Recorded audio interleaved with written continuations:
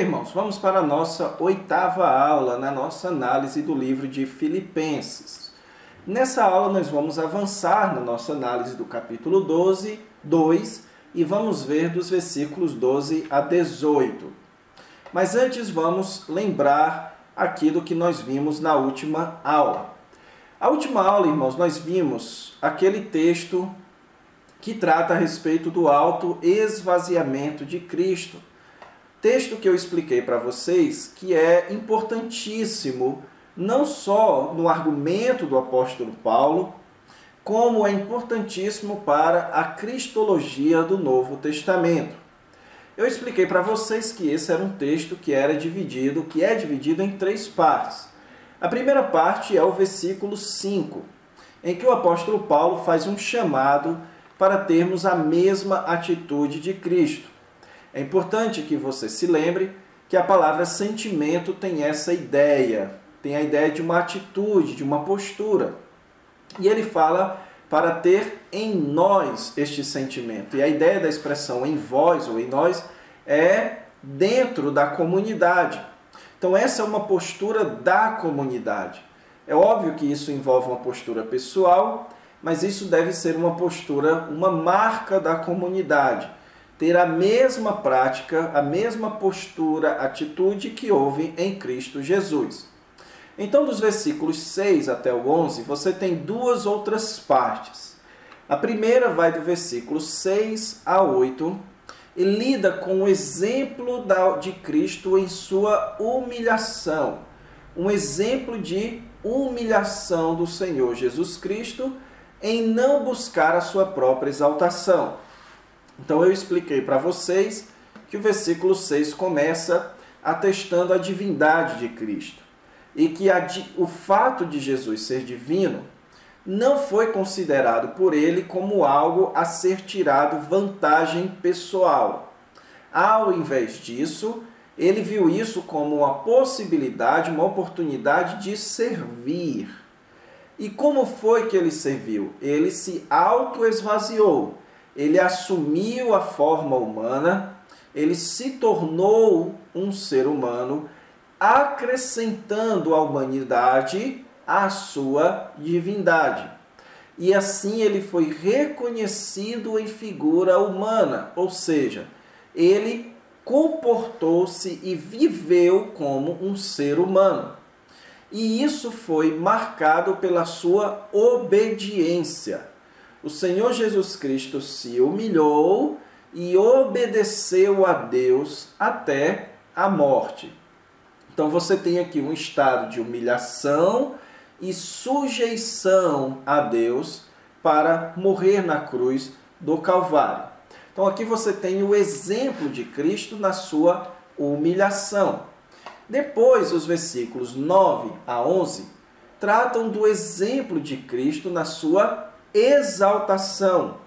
O exemplo da exaltação de Cristo, em que, enquanto Cristo se humilhou, Deus o exaltou como resultado da sua humilhação, mostrando um exemplo prático daquela máxima de que Deus resiste aos soberbos, que aquele que se humilha será exaltado e aquele que se exalta será humilhado, ok?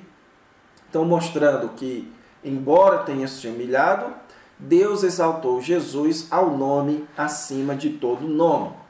Então, nós vimos as implicações teológicas disso, certo? Mostrando que Jesus não perdeu sua divindade. Nós vimos questões como foi que Jesus, então, praticou os seus milagres, como foi que ele, então, manifestou o seu poder. Mas a nossa maior ênfase é no argumento de Paulo, o argumento de que Jesus não colocou o seu interesse acima da necessidade dos outros, ok? Então esse foi o grande argumento do apóstolo Paulo até aqui, usando o exemplo do Senhor Jesus Cristo como base para a manutenção da unidade dentro da igreja. Agora, irmãos, o texto que nós vamos estudar, ele vai aplicar isso. Ele vai pegar o exemplo de Cristo, ele vai pegar tudo aquilo que tem sido dito e vai aplicar na prática e vai exortar, fazer algumas aplicações para a igreja de Filipos, ok? Então vamos mais uma vez analisar aqui o nosso esboço e depois então analisar este texto. Vamos lá.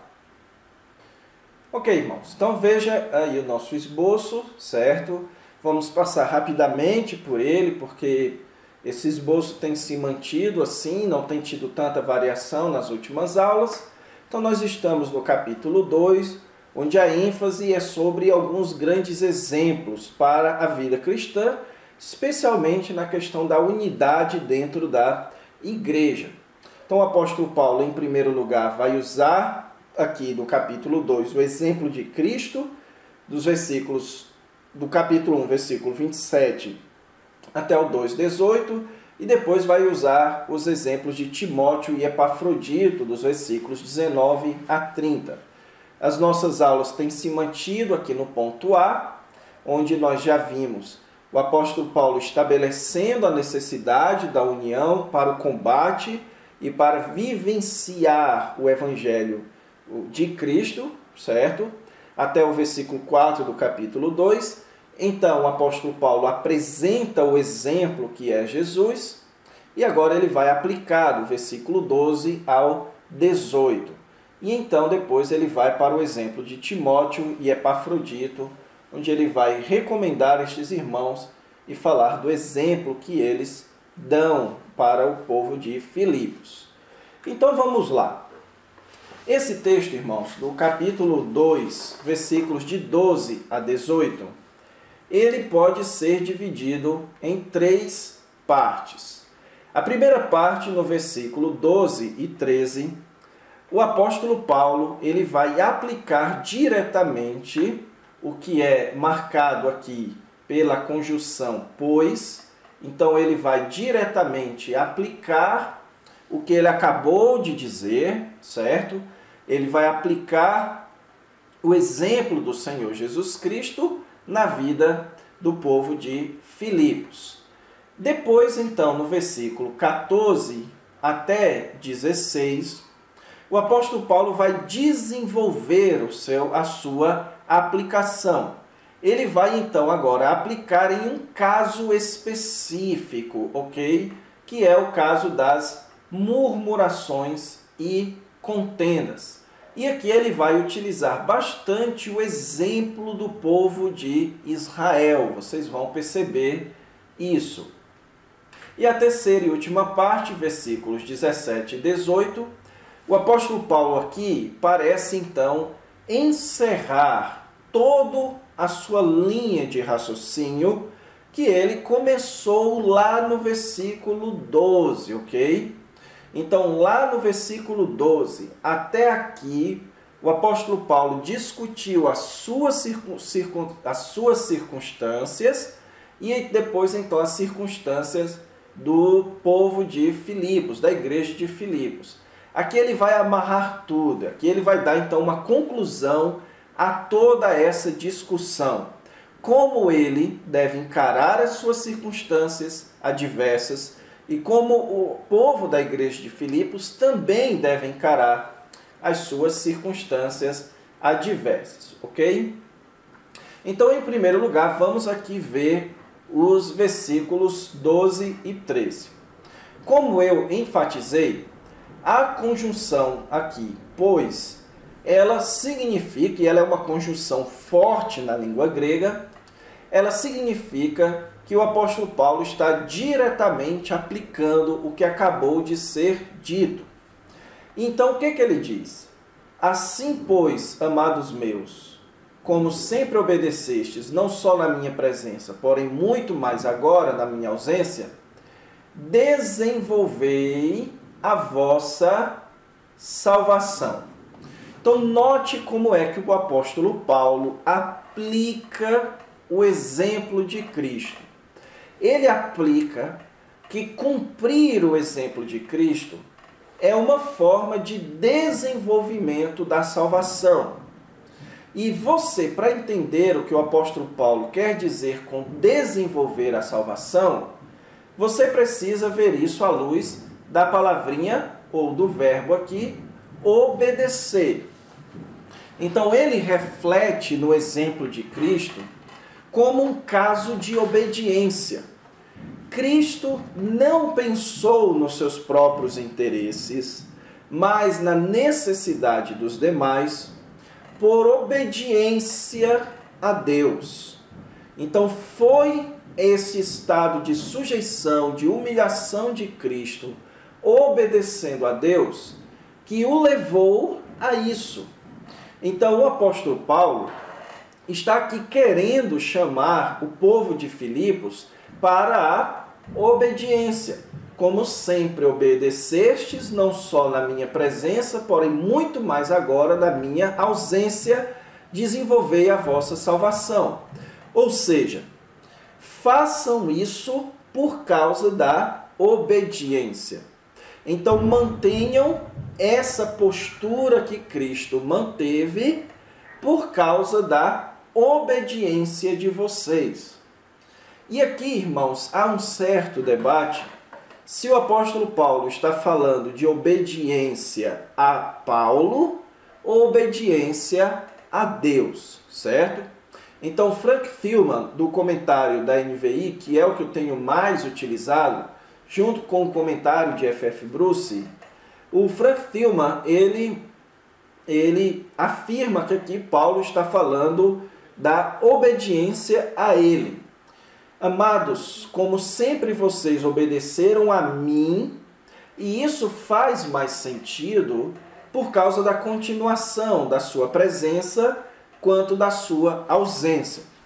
Isso pode parecer estranho, irmãos, mas você não deve achar isso estranho, Paulo querendo obediência a ele, visto que o apóstolo Paulo sempre fez questão de dizer que ele segue o Evangelho. Então, lá em 1 Timóteo, por exemplo, o apóstolo Paulo mostra que obedecer a ele é a mesma coisa de obedecer ao Evangelho. Ele é um portador do Evangelho. Então, obedecê-lo é a mesma coisa que obedecer ao Evangelho. Sendo assim, irmãos, aqui o apóstolo Paulo nada mais está fazendo do que, mais uma vez, aplicando o versículo 17 do capítulo 1. Quando ele fala lá, na verdade, o versículo 27 do capítulo 1. Quando lá ele fala a respeito deles viverem de modo digno do Evangelho. Então, o grande ponto do apóstolo Paulo aqui, irmãos, é que os crentes vivam de modo digno do Evangelho, que eles se comportem de acordo com a posição que eles ocupam no Evangelho. Assim como o apóstolo Paulo não encarava as suas cadeias, não encarava a oposição, não encarava a possibilidade da morte. Da sua perspectiva pessoal, ele encarava tudo isso da perspectiva do Evangelho. Assim também eles deveriam, certo, obedecer ao Evangelho, se comportar de modo digno do Evangelho. Então, assim como Cristo se comportou dessa forma, assim também eles deveriam se comportar, ok? Então, irmãos, o apóstolo Paulo coloca isso, como eu disse a vocês, como significando desenvolver a vossa salvação. E a palavrinha aqui, traduzida por desenvolver, irmãos, a vossa salvação, na verdade, a expressão, ela não tem a ideia, certo, de que nós aqui realizamos a nossa salvação. Desenvolver a salvação, a ideia é de expressar, de demonstrar, ou mesmo de aprimorar a nossa salvação.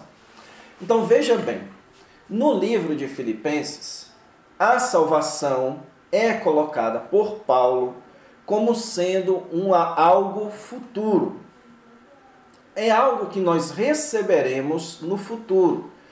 O apóstolo Paulo, por exemplo, disse lá que pela súplica e pela convicção do Espírito Santo, ele tinha convicção da sua salvação futura. Então, no livro de Filipenses, a salvação é uma bênção futura. Então, desenvolver a salvação é viver à luz dessa bênção final. É você vivenciar, é você praticar, é você, então, exibir, certo? Que essa salvação futura já foi colocada em você no presente. Então, é essa a ideia. É algo que é no futuro, mas que é desenvolvido no presente, ok? Então, você se humilhar, não buscar o seu interesse, buscar a necessidade dos outros, você viver de modo digno do Evangelho, se comportar como um crente, isso é o mesmo que viver a salvação. Praticar ou confirmar que a salvação futura já veio para o presente. E isso deve ser feito com temor e tremor.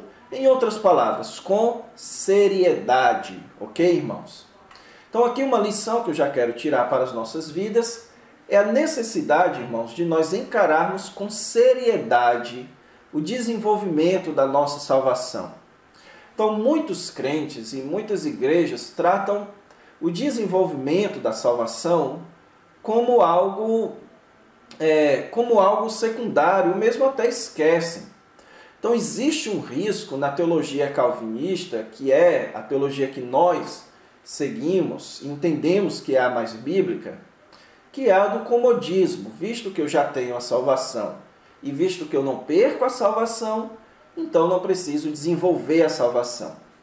Muito embora este não seja um pensamento consciente, mas ele pode ser inconsciente e vivenciado na prática.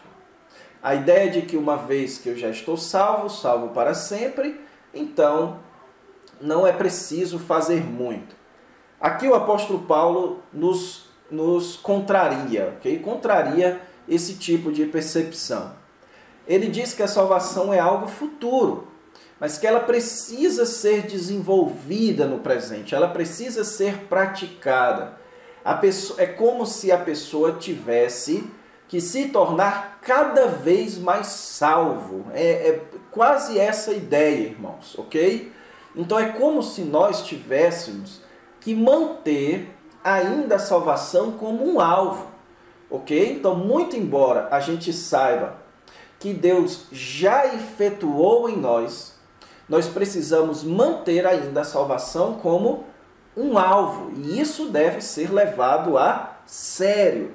Nós ainda queremos ser salvos.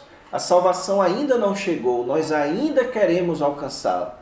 Esse é um pensamento constante na teologia paulina, que ele vai manifestar também no capítulo 3, quando ele diz: não julgo havê-lo alcançado, uma coisa faço, prossigo para o alvo, para o prêmio da soberana vocação em Cristo Jesus. Então é essa a ideia. A ideia de você continuar firme na sua busca pela salvação futura. E como é que você faz isso? Como é que você pratica isso? É você humilhando-se como Cristo se humilhou. Então a essência da vida cristã é você pensar mais na necessidade dos outros do que nos seus próprios interesses. E isso, em outras palavras, se chama amor. Esta é a essência da vida cristã. Este é o alicerce de toda a unidade eclesiástica. É quando nós amamos, colocamos a necessidade do outro acima do nosso próprio interesse. O versículo 13, irmãos, ele é bem interessante, porque enquanto o versículo 12, ele nos deixa, nós calvinistas, assim meio estranhos, como é que é esse negócio de desenvolver a salvação, de querer ainda a salvação, buscar a salvação. O versículo 13 já nos deixa mais em paz, porque o versículo 13, ele agora mostra o lado divino desse desenvolvimento.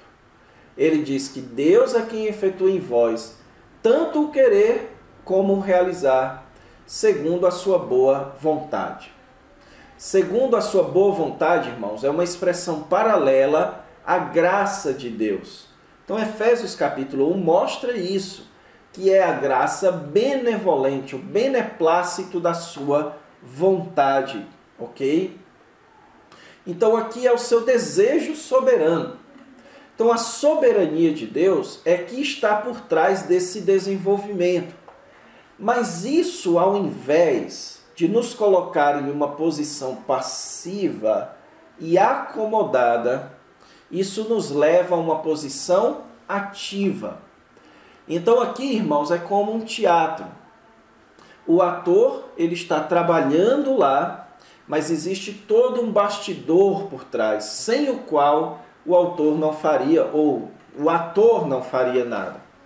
Então existe um autor que escreveu a peça, que dirige, que comanda os movimentos. Assim também é Deus por trás. Então desenvolvam a salvação de vocês. Mas lembre-se que isso é um ato da soberania de Deus. Então é Deus quem efetua a salvação em nós, certo? Deus é quem efetua este querer ser salvo em nós, e Deus é quem efetua a realização da salvação. A salvação é de Deus desde o começo até o final. Mas isso não é motivo para descaso, é motivo para ânimo, para trabalho. Aqui, irmãos, a ilustração que eu gosto de usar é a de um filme, uma animação da Disney, da Pixar, chamada Toy Story. Nessa animação você tem ali bonecos, brinquedos, e a grande tônica de todos os filmes dessa animação do Toy Story é de brinquedos que amam pertencer ao seu dono. Então eles têm orgulho de pertencer ao seu dono. Mas eles não gostam simplesmente de pertencer. Eles querem ser usados por este dono. Então, essa é a ideia que eu penso que o apóstolo Paulo está passando aqui. Nós não apenas devemos querer ser salvos ou pertencer a Deus. Nós também precisamos querer ser usado por Deus. Então, quando nós desenvolvemos a nossa salvação, nós temos a certeza que Deus está trabalhando em nós. Quando nós estamos sendo humildes, colocando os outros como superiores a nós mesmos, quando nós estamos vivenciando o Evangelho, nós podemos ter a consciência de que Deus está nos usando. Então isso é interessante, irmãos. Isso é animador. Então, Deus quer trabalhar em nós. E Deus trabalha em nós. E como é que nós podemos ter a certeza de que Deus está trabalhando em nós? Quando nós estamos desenvolvendo a nossa salvação. Então, avançando aqui, eu disse a vocês que o versículo 14 a 16 vai então aplicar na prática essa exortação que acabou de ser feita, ok? Então vamos aqui. Qual foi a exortação que acabou de ser feita? Que eles deveriam desenvolver a salvação. Mas o que é desenvolver a salvação? É obedecer ao Evangelho. É levar uma vida em que o seu interesse não está acima da necessidade do outro. É você viver a vida centrado no Evangelho, centrado na luta pela fé evangélica, ok? Então foi essa exortação de Paulo. E agora então no versículo 14 ele aplica na prática. Fazei tudo sem murmurações nem contendas. Então aqui, irmãos, o apóstolo Paulo, ele está pegando duas atitudes a serem reprovadas: a murmuração e a contenda. Então, para você entender isso, e também o versículo 15, certo? E 16, você precisa lembrar do contexto. O apóstolo Paulo está falando aqui de um contexto de adversidade. A igreja estava tendo adversários. E o apóstolo Paulo percebe o risco de isso causar problemas, de pessoas abrirem mão da conduta correta, da união na igreja, para viver de acordo com as leis romanas, que proibiam aquele tipo de judaísmo, aquele tipo de fé, a fé evangélica. Então você tinha aqui o padrão romano e o padrão evangélico de vida. Então o apóstolo Paulo diz para eles se unirem em torno da fé evangélica e que isso não deveria e que isso se expressaria em um ambiente sem rivalidade, um ambiente sem interesses pessoais e com base no exemplo de Cristo. Então, esse ambiente é um ambiente onde as pessoas estão desenvolvendo sua salvação. Elas estão vivenciando o Evangelho. Elas estão vendo Deus agir no meio delas. Então, Deus está agindo no meio do seu povo, diante das adversidades. Então, o que nós devemos fazer diante das adversidades? O que nós não devemos fazer diante das adversidades? Nós devemos nem murmurar, nem ter contendas. Murmuração, irmãos, é uma palavra, certo? Bastante utilizada no contexto do Antigo Testamento, para representar o que o povo de Israel fazia, ok? E não apenas murmuração, como também contendas. O apóstolo Paulo, como líder daquela igreja, agora ele está refletindo no comportamento de Israel com Moisés. Talvez aqui já preparando para o assunto do comecinho do capítulo 3, que é para falar sobre os próprios judeus, ok? Então aqui ele está refletindo nisso.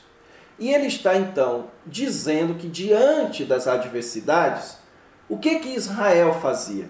Israel murmurava contra Moisés, ele reclamava, ele criticava contra Moisés, e eles causavam contendas, confusões no meio do povo. Isso, irmãos, era o que poderia acontecer, é a reação mais comum diante de adversidades. Note, por exemplo, nos casamentos, quando a situação está difícil, as pessoas começam a murmurar umas com as outras e começam a brigar umas com as outras. Assim também poderia estar acontecendo dentro da igreja. E então o apóstolo Paulo diz para eles não serem assim, para que eles não reajam assim às adversidades. E ele então apresenta aqui 3 razões pelas quais eles não deveriam se comportar assim. A primeira é para que eles se tornassem irrepreensíveis e sinceros, filhos de Deus inculpáveis no meio de uma geração pervertida e corrupta, na qual resplandeceis como luzeiros do mundo. Irmãos, este versículo aqui, ele é praticamente todo retirado de citações do Antigo Testamento. Então, por exemplo, essa frase, filhos de Deus inculpáveis no meio de uma geração pervertida e corrupta, é retirada do discurso de Moisés no final do livro de Deuteronômio. Essa expressão, resplandeceis como luzeiros do mundo, é retirada do livro de Isaías, quando é dito lá do que Deus esperava da nação de Israel. Então, o que o Paulo está dizendo aqui é que Deus nos vocacionou a seu povo. Deus nos vocacionou a filhos de Deus. E nós somos filhos de Deus no meio de uma geração pervertida e corrupta. Nós somos filhos de Deus, luzeiros deste mundo.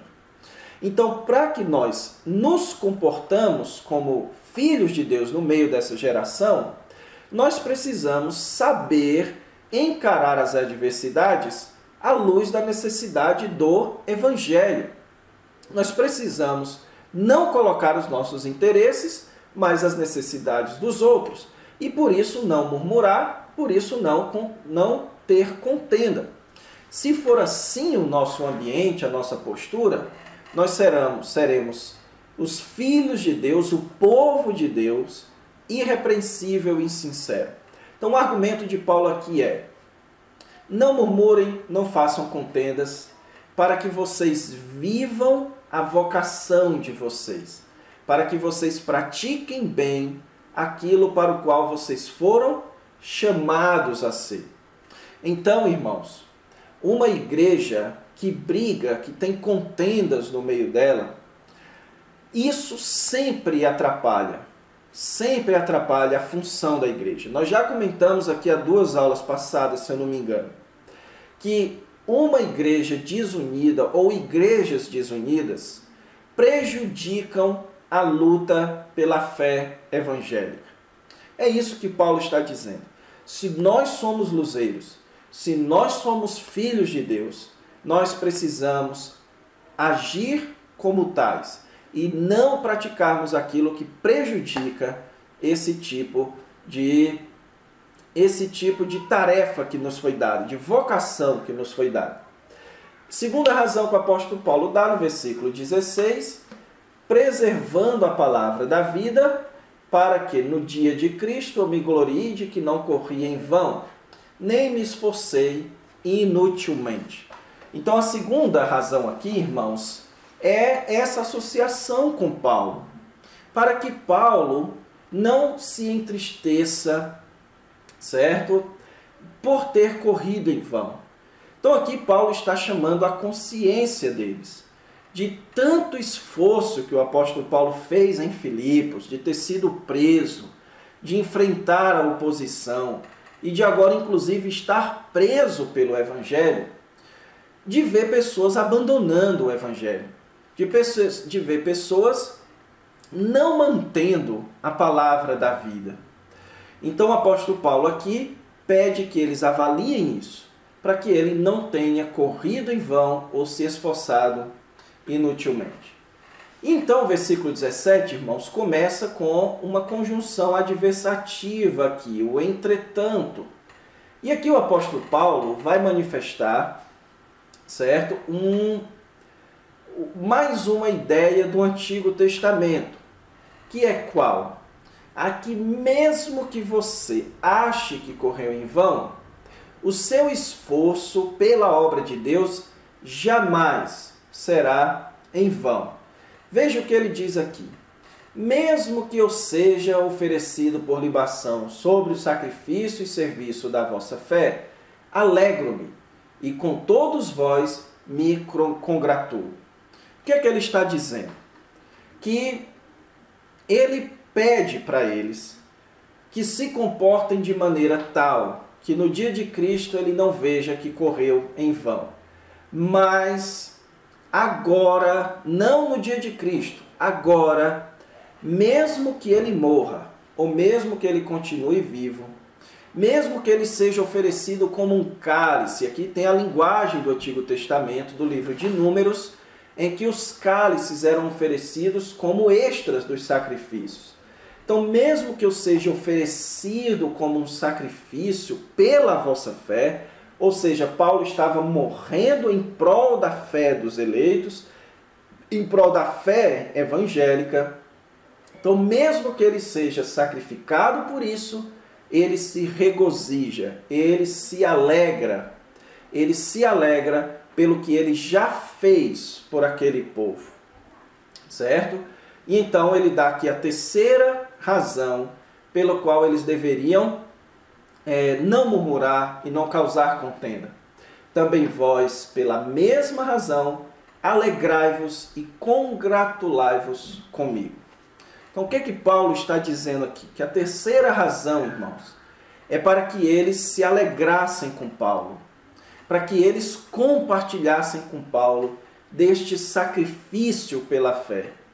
Que eles vissem então, ou encarassem as adversidades, a oposição ao Evangelho com alegria, com a mesma alegria que o apóstolo Paulo encarava. A alegria de saber que o seu trabalho não é em vão. a alegria de saber que vale a pena lutar pela fé evangélica. Então, resumindo o que nós vimos aqui nesta análise dos versículos 12 até o 18. O apóstolo Paulo está aplicando o exemplo de Cristo. Cristo não pensou nos seus interesses, mas na necessidade dos outros. E isso foi de obediência a Deus.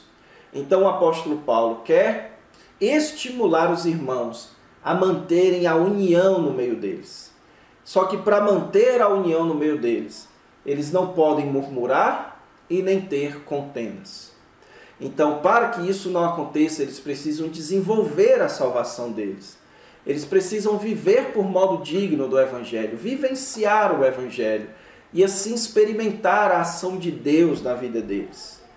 E eles então, se fizerem isso, não vão murmurar, não vão criar contendas. E então, se a união for mantida dentro da igreja, se não houver esse espírito de desunião, mas esse espírito de união, então nós cumpriremos a nossa vocação de Deus que nos chamou para sermos luzeiros, filhos de Deus inculpáveis, como também nós cumpriremos o chamado apostólico de Paulo, onde ele não correu em vão, não apenas ele, mas todos aqueles que vieram antes de nós, como também nós vamos nos alegrar, ou devemos nos alegrar, porque a nossa luta é a mesma de Paulo. Nós lutamos pela fé. Se for para viver ou morrer, nós faremos isso pela fé evangélica, ok? Então vamos encerrar a nossa aula por aqui, certo?